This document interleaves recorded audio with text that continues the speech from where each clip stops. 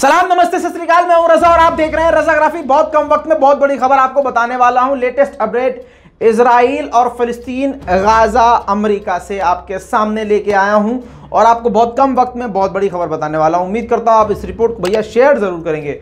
दोस्तों, आपने जो थंबनेल पे पढ़ा वो बिल्कुल हकीकत है। आयरन डोम इजराइल का, लेकिन उसके अंदर लगने वाली मिसाइल अमेरिका की। दोस्तों, यह अमेरिका बड़ी कुत्ती चीज है। जी हां, अमेरिका का कुत्तापन आप इसका इतिहास उठा के देख सकते हैं। दुनिया के किसी भी कोने में जब जंग चलती है, ये दो बंदों को लड़वा देता है और उसको भी हथियार बेचता है, उसको भी हथियार बेचता है। बच्चों के लिए बता दूं कि दुनिया में सबसे बड़ा हथियारों का कारोबार कोई करता है वो अमेरिका है। देखो बच्चों, हर आदमी अपना घर चलाने के लिए एक मेन इनकम सोर्स होती है। फॉर एग्जाम्पल, आपके पापा हैं तो पापा जॉब करते हैं, पापा की सैलरी है 1 लाख रुपए। मेन पापा का काम है वो दफ्तर जाते हैं और जो भी उनका काम है वो करके वापस आते हैं। एक होते हैं साइड वर्क, मतलब घर में और भी छोटा मोटा काम करने वाले जो 15-20 हज़ार रुपये कमा लेते हैं, वर्क फ्रॉम होम करके या छोटा मोटा काम करके, मतलब समझ रहे हो ना। ऐसे ही अमेरिका है। अमेरिका का जो मेन सोर्स ऑफ इनकम है, जो बेस है उसका, सबसे बड़ी जो कमाई है वो है हथियारों को बेचना। इसीलिए आईएसआईएस को सपोर्ट करने वाला कौन था? उनको हथियार, अमेरिकी मिसाइल, अमेरिकी हथियार, अमेरिकी गन, ये सब चीज़ें देने वाला कौन था? अमेरिका ही तो दे रहा था भाई। तो पूरी दुनिया में कहीं भी जंग जब होती है, ये जो जैसे यूक्रेन को भड़का रहा है, चलो चलो हम तुम्हारे साथ हैं, यूक्रेन और रशिया की लड़ाई हो जाएगी। भले ही यूक्रेन हार जाए, लेकिन अच्छा खासा माल किसका बिकेगा? हाँ दोस्तों, ये मैंने आपको ब्रीफ दे दिया है। ये अमेरिका की हकीकत है। किसी भी जंग में आप जाकर देख लेना।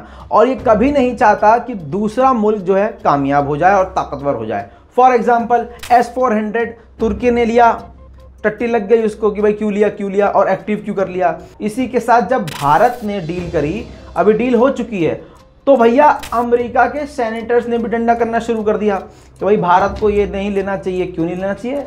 हालांकि अभी तक भारत के पास पहुंचा नहीं है, लेकिन मैं आपको ये समझाना चाह रहा हूं कि कोई दोस्त भी हो, अमेरिका तो भारत का दोस्त है ना, लेकिन जब दोस्त भी मजबूत होने लगता है तो ये कैसा दोस्त है कि दोस्त के मजबूत होने पर सीने पे सांप लौटता है अमेरिका के। लेकिन अंधभक्तों को नहीं समझ में आएगा। आगे बढ़ते हैं। दोस्तों, सबसे बड़ी खबर यह है कि कल के दिन 55 सेनेटर्स ने, 55 मंत्रियों ने, जी हाँ, जैसे हमारे यहाँ संसद में मंत्री होते हैं, हाँ सांसद होते हैं, 55 सांसदों ने, 55 मंत्रियों ने डिफेंस मिनिस्टर को, अमेरिका के डिफेंस मिनिस्टर को लिखित में मतलब रिक्वेस्ट करी कि आप इजराइल की मदद कीजिए। आपको याद दिला दूं, पिछली रिपोर्ट में मैंने बताया था कि अमेरिका से $1 बिलियन मांगे हैं पैसे। किसने? इजराइल ने। काहे के लिए? ये बताया है उसने कि मुझे आयरन डोम में अपनी मिसाइलें भरनी हैं और खुद को तैयार करना है। आजकल हो सकता है कमीनापन कर दे कुछ। ऐसे में अभी उसने डिमांड रखी थी और अमरीकी कितना बेचैन है उसकी मदद करने के लिए।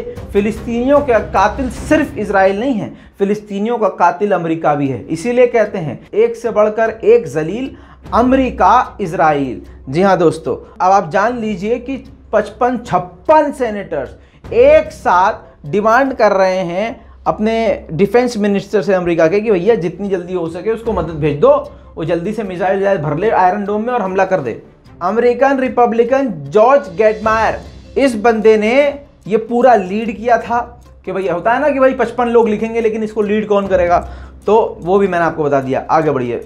और लेटर में पता है क्या लिखा था? लेटर में लिखा था कि हम इजराइल, अमेरिका के सेनेटर्स ने लिखा था कि हम इजराइल की सिक्योरिटी को लेकर बहुत परेशान हैं। हम ये चाहते हैं कि जल्द से जल्द इजराइल का आयरन डोम भर दिया जाए। अब अमेरिका का बेचैन होना, सुनो टट्टी खोरो, अमेरिका का बेचैन होना, इजराइल का $1 बिलियन उससे उधार मांगना, मदद कर दो, और खुद कहना कि हमें आयरन डोम भरना है। फिर 54-55 नेताओं का ये कहना कि आयरन डोम हमें इजराइल का भरवाना है, प्लीज उसको मदद पहुंचा दो। इस बात का मतलब ये हुआ कि हमास तो कामयाब हो गया। यही बात तो मैं भी आपको पिछले 11 दिनों में ये समझा रहा था जंग के दौरान कि ये सस्ती मिसाइल मारते हैं, वो अपना 2 करोड़ का मिसाइल छोड़ता है, 2 करोड़ का सिस्टम चलाता है, उससे इसकी कमर टूट जाएगी। कमर टूट गई है तभी तो ये भिखारी वाली हालत हो गई है। मत मानो आप, रजा ग्राफी को गोदी मीडिया समझते हो ना।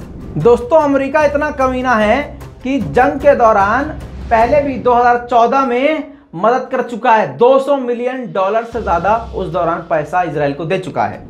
दोस्तों अब थर्सडे को इजराइल और अमेरिका दोनों के डिफेंस मिनिस्टर की मीटिंग होनी है, जिसके बाद से जाहिर सी बात है कुत्तापना कुछ ना कुछ तो होगा जरूर। और इजराइल इस मीटिंग में सिर्फ भीख मांगेगा कि जितनी भी जल्दी हो सके $1 बिलियन जल्द से जल्द भैया हमें दे दिया जाए।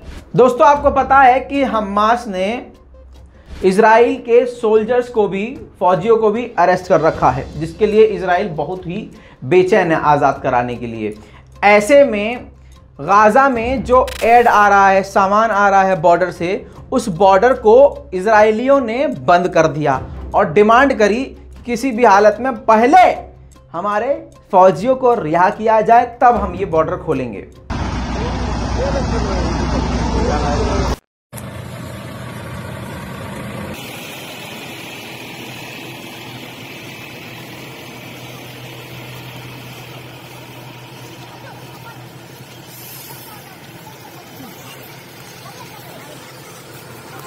दोस्तों दूसरी तरफ वेस्ट बैंक में यानी फिलिस्तीन का एक नौजवान लड़का जिसका नाम फादी वाह है और उसकी उम्र 34 साल थी, जिसने ऑलरेडी 14 साल इजराइल के जेल में काट दिए थे, उसको प्रोटेस्ट में गोली लग गई, जिसके बाद कल उसकी मौत हो गई, जिसके बाद पूरे फिलिस्तीन में गुस्सा और बवाल देखा गया। अब इसकी वीडियो में आप देखिए, इनके जनाजे में हजारों लोग, पूरा वेस्ट बैंक और फिलिस्तीन उमड़ आया था।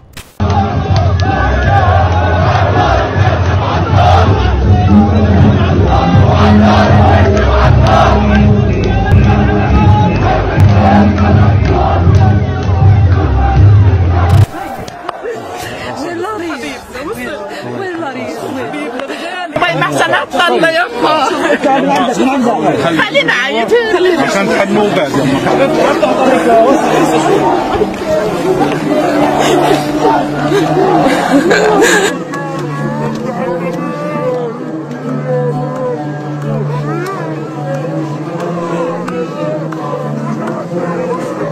दोस्तों इसी तरह से लगातार वहां रोज प्रदर्शन जारी हैं और आने वाले हालात और भी खराब होंगे, क्योंकि अमेरिका और इजराइल के इरादे बेहद खतरनाक हैं। इस पूरी रिपोर्ट पर आपकी क्या राय है, नीचे कमेंट जरूर कीजिएगा। लाल बटन दबा के चैनल को सब्सक्राइब कीजिए, रिपोर्ट को शेयर कीजिए। जय हिंद।